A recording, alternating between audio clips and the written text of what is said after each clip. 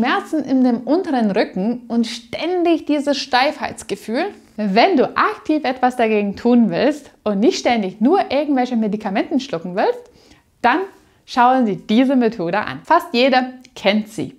Manchmal mehr, manchmal weniger, aber irgendwie ständig da. Vor allem dann, wenn du schon längere Zeit Rückenschmerzen hast, kommst du nicht drum herum, etwas Aktives für deine Gesundheit zu tun. Spritzen, Massage, die manuelle Therapie oder auch Medikamente. Die wirken nur kurzfristig und sind auch definitiv keine Dauerlösung. Vor allem dann bei chronischen Schmerzen. Und je nachdem, welche Ursache deine Beschwerden haben, können diese passiven Methoden sogar schädlich sein. Du musst aktiv werden. Du kannst am besten etwas für deine Gesundheit tun. Und Übungen sind eine gute Möglichkeit, um Schmerzen zu lindern, die Beweglichkeit zu verbessern und den Alltag mit weniger Beschwerden zu bestreiten.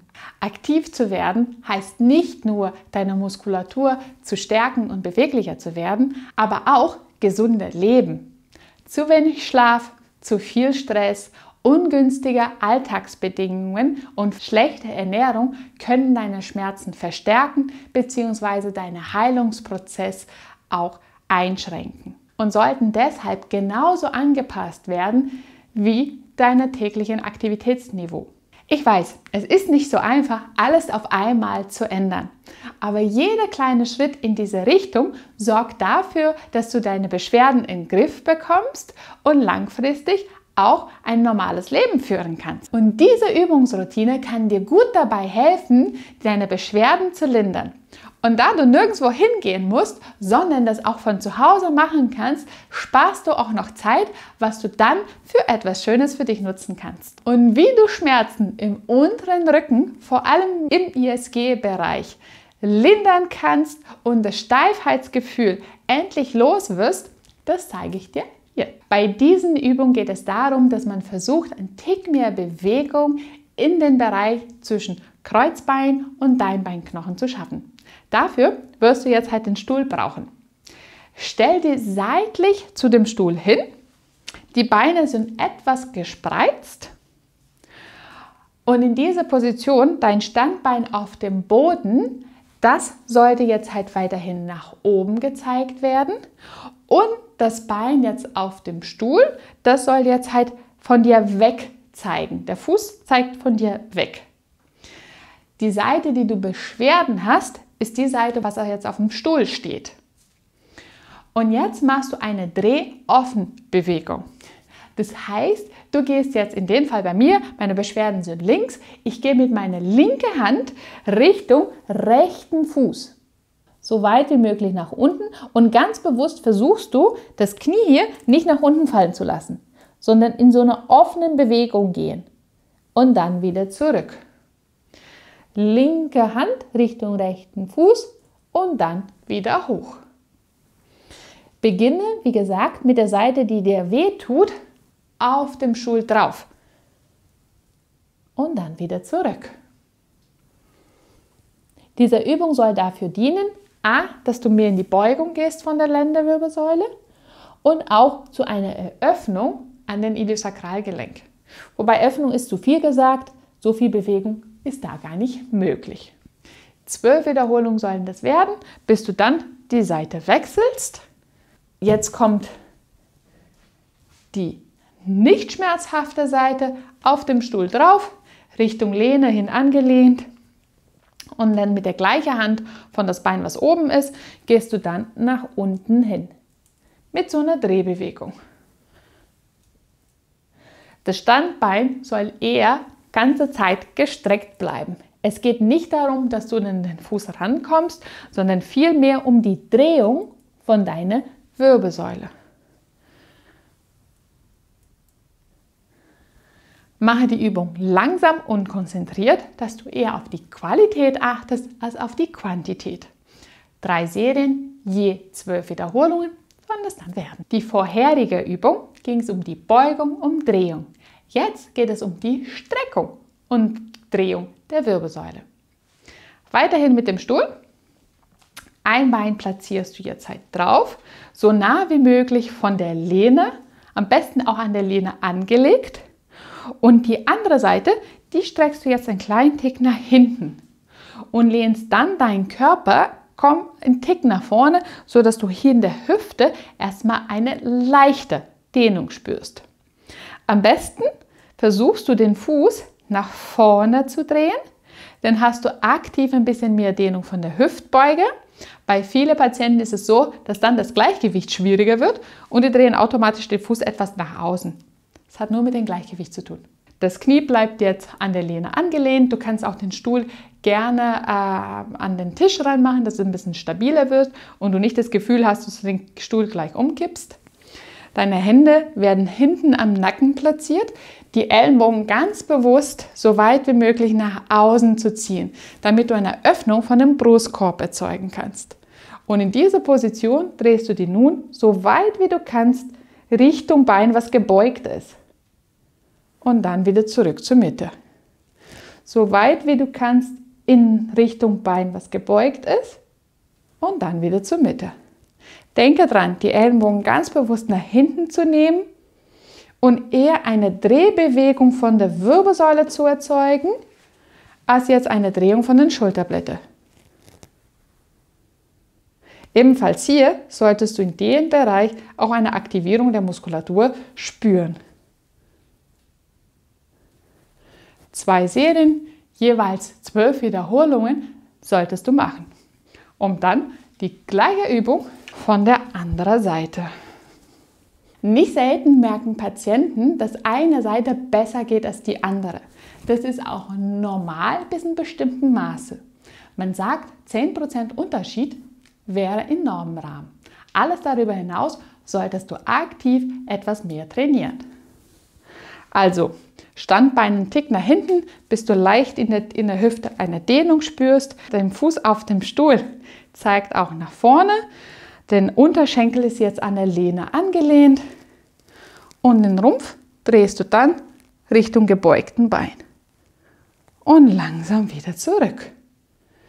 Richtung gebeugten Bein hindrehen. Kurz in der Position verbleiben.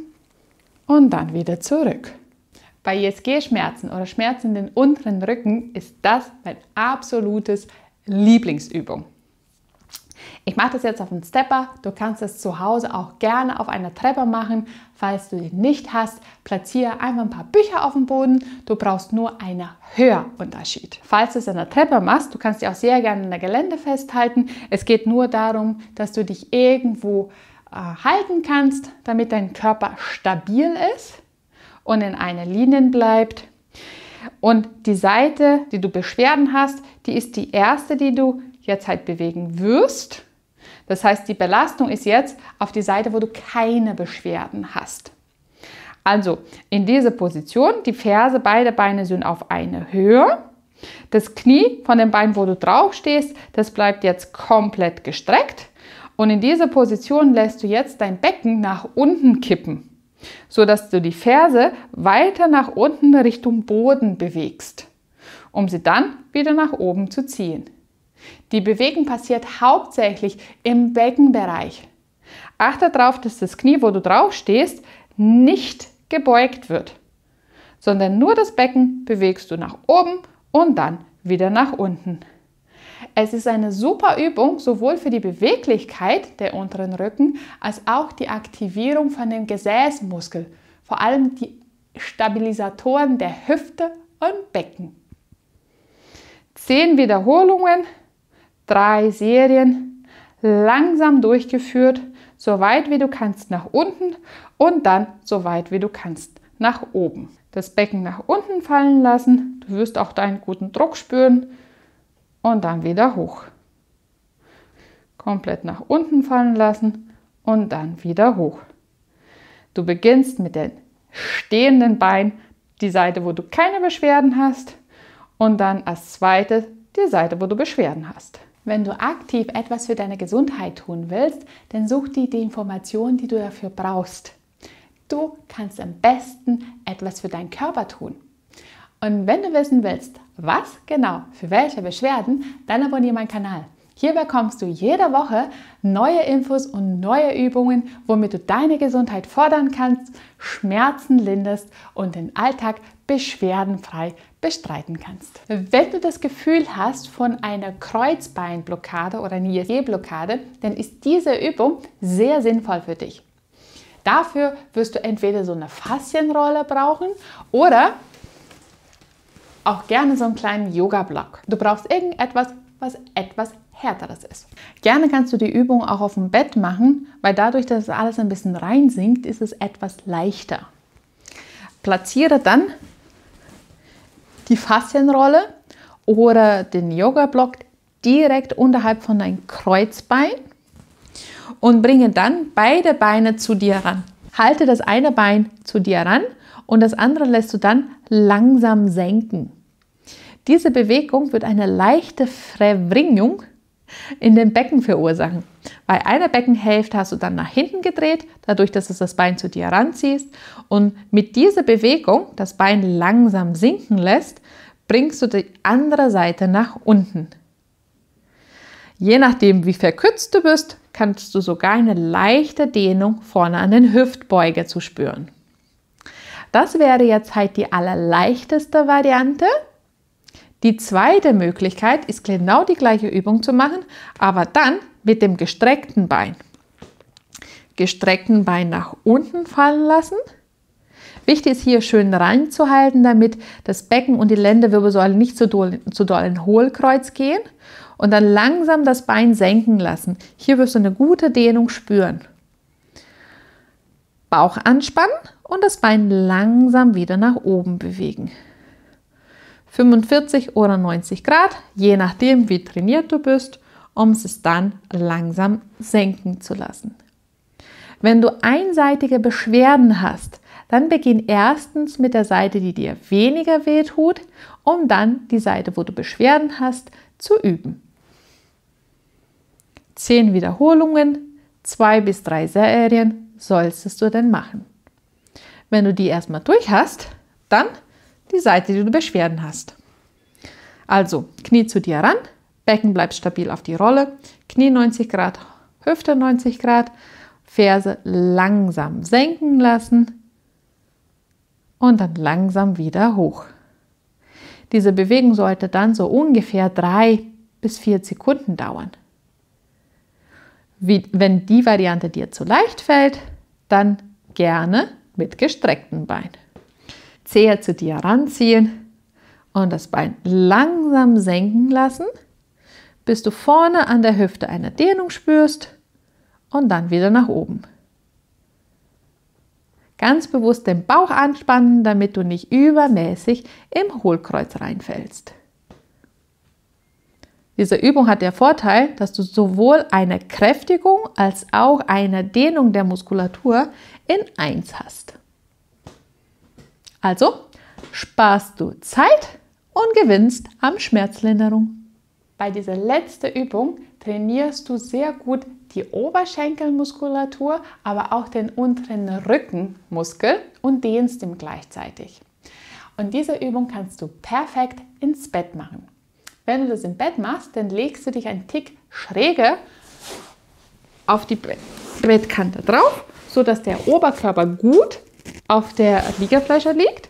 Deinen Kopf kannst du gut abstützen, die Hand auch wirklich schön nach vorne lassen. Das untere Bein lässt du gebeugt nach vorne, schön auf die Liegefläche von deinem Bett.